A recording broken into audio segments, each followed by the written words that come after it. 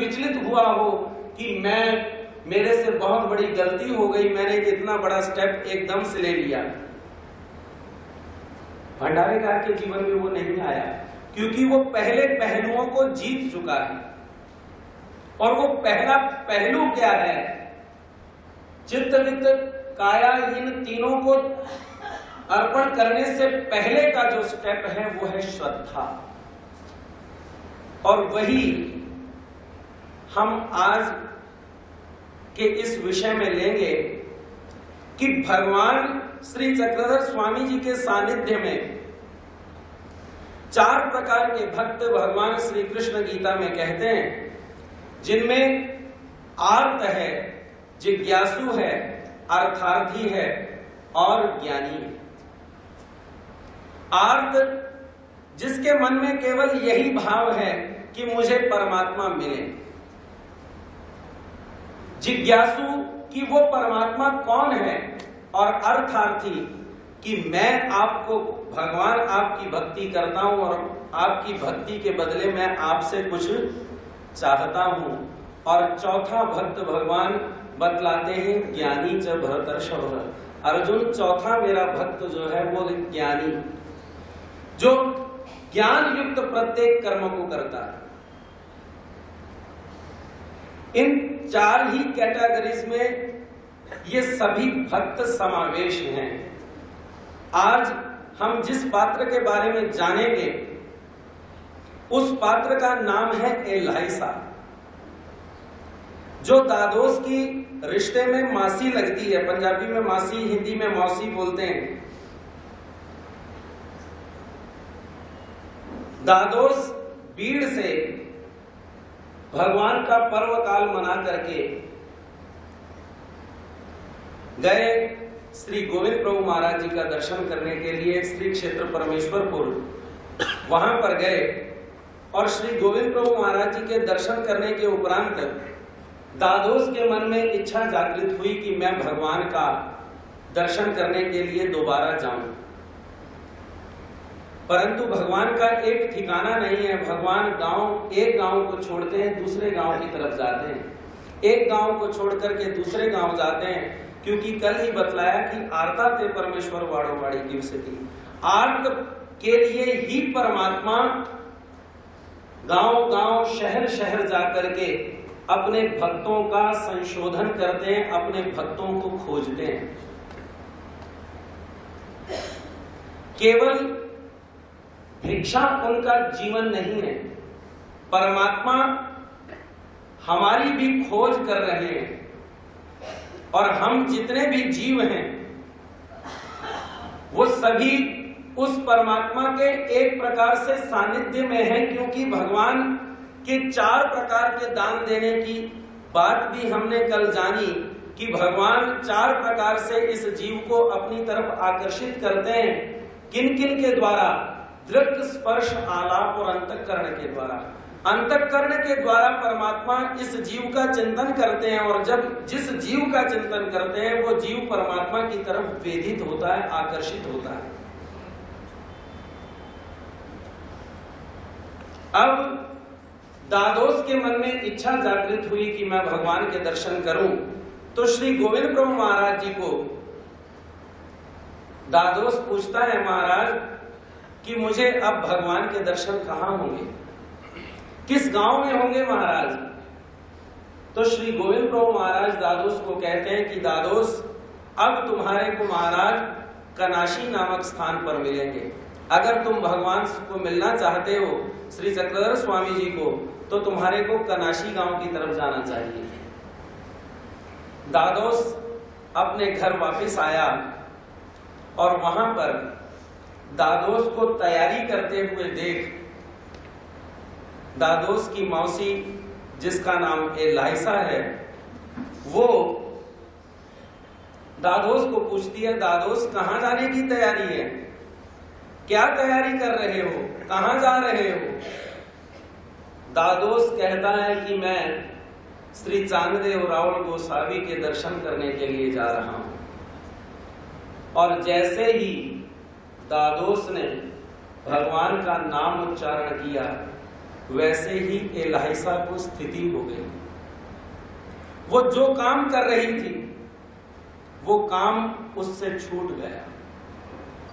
हम देखते हैं श्री कृष्ण चरित्र में, श्री कृष्ण चरित्र में भगवान का इतना आकर्षण है गोपियों की तरफ। गोपियां भगवान से इतनी आकर्षित हैं कि वो कोई भी कार्य कर रही हैं, करती करती जैसे ही भगवान अपनी बांसुरी की तार छेड़ते हैं वैसे ही गोपियां अपना सब काम धाम छोड़ देती हैं। छोड़ नहीं देती, छूट जाता है। संसार को छोड़ने की आवश्यकता नहीं होती।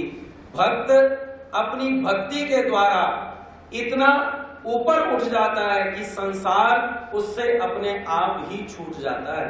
छोड़ने की जरूरत नहीं होती।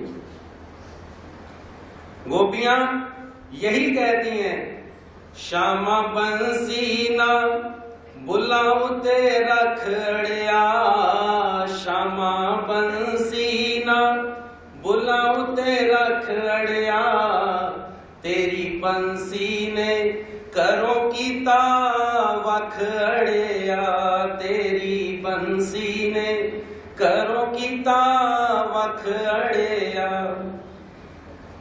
कि परमात्मा तुम ऐसे हो, तुम्हारी बांसुरी माधुर्य ऐसी है, तुम्हारे स्वर में इतनी शक्ति है कि तुम जब वो स्वर निकालते हो तो हमारा चित्त जो है वो तुम्हारे को मिले बिना नहीं रहता। वही बात यहां पर एलाइसा के साथ हुई। जैसे ही दादोस ने भगवान का नाम लिया कि मैं श्री चांगदेव राहुल महाराज के दर्शन करने के लिए जा रहा हूं, वैसे ही एलाइसा को स्थिति हो गई। बहुत देर स्थिति भोगने के उपरांत एलाइसा दादोस को कहती है कि दादोस, तुम मेरे ऊपर एक कर्म करो, मेरे ऊपर एक पुण्य करो। क्या पुण्य करो? कि मेरे को अपने साथ भगवान श्री चक्रधर स्वामी जी के दर्शन करने के लिए ले जाओ। दादोस कहता है, कोई बात नहीं, अगर जाना चाहती हो तो मैं तुम्हारे को दर्शन करवाने के लिए ले जाता हूं।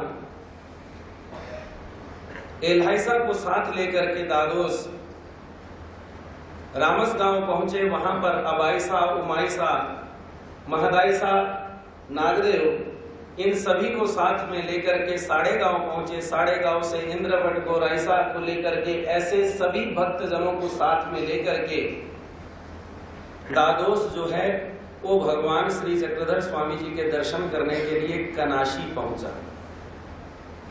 वहां पर एलाइसा की जो प्रथम भेंट हुई, जब हम भी परमात्मा से पहली बार जब भावुक होते हैं, जब भगवान से प्रेम करना चाहते हैं, तब हम भी अनेक प्रकार की अड़ी अड़चनों में इस प्रकार का विचार करते हैं। हम भी ये सोचते हैं कि जमाना क्या कहेगा, हम भी ये सोचते हैं कि ये लोग, ये रिश्तेदार क्या कहेंगे।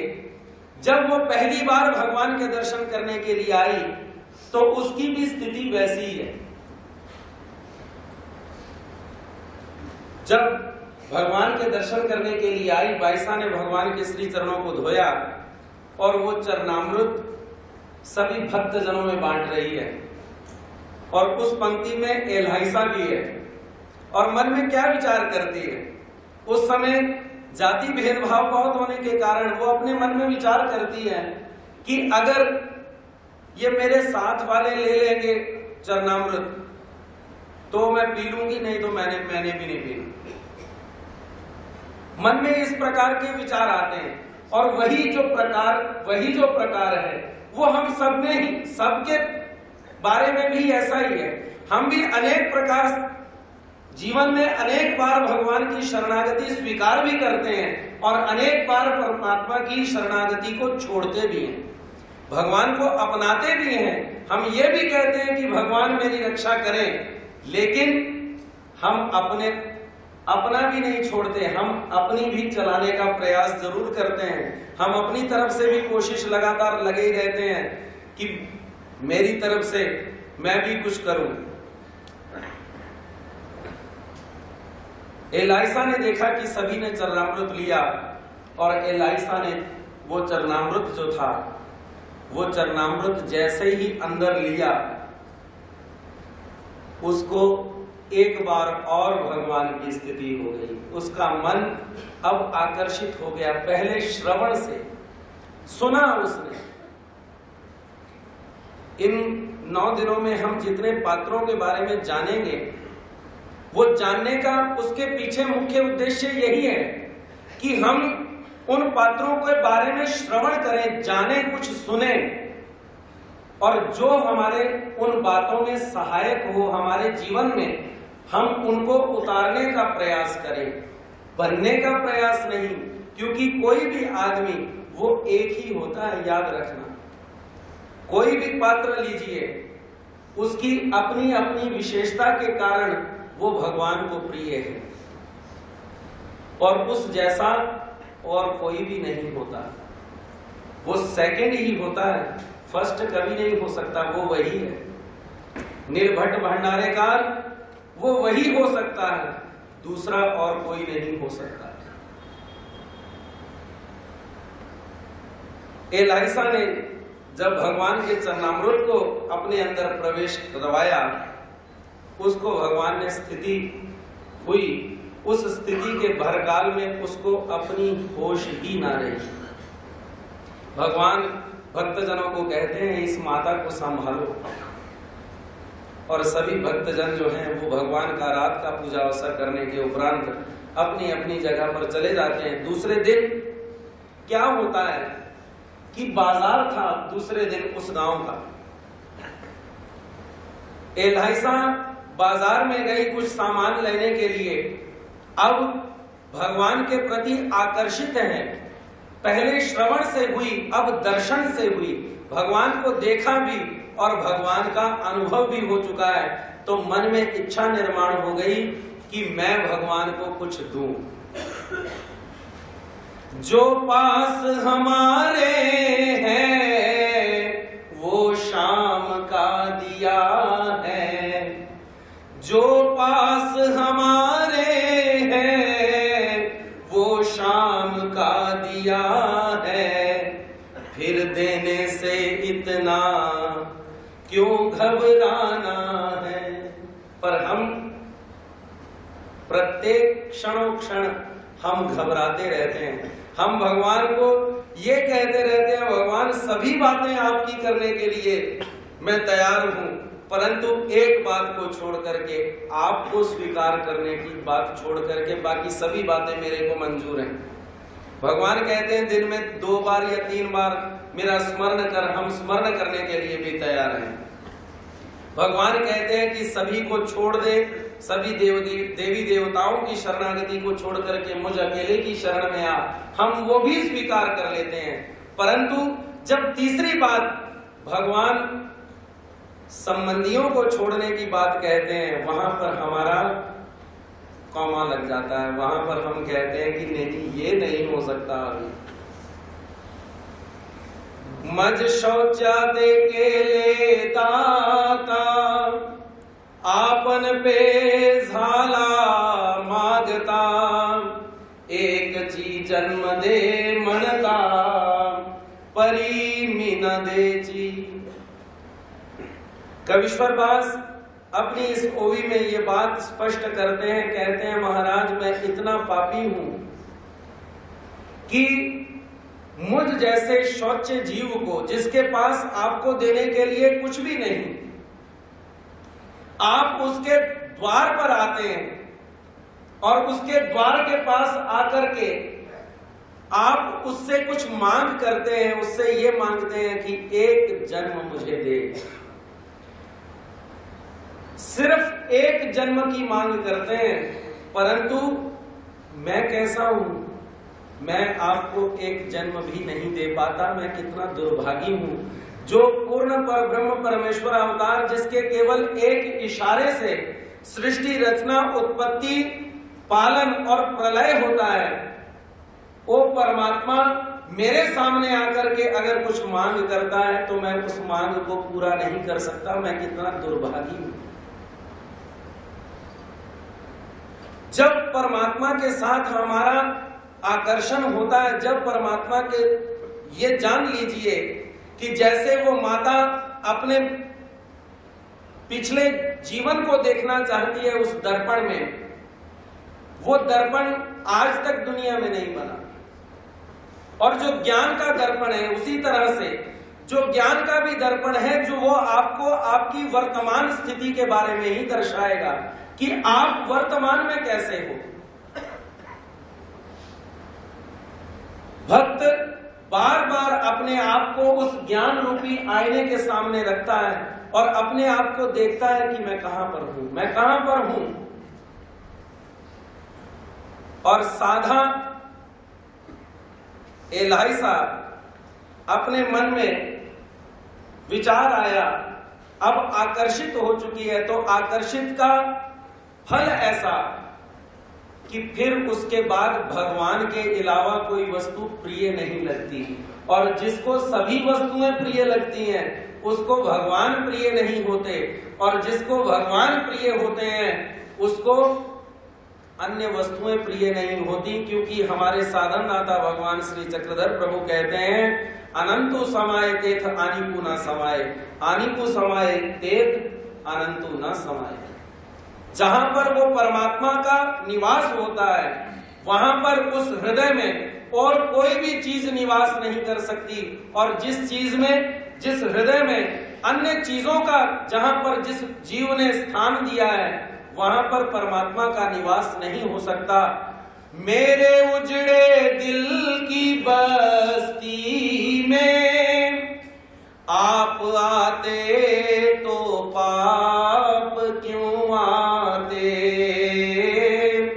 आप आते तो पाप क्यों आते,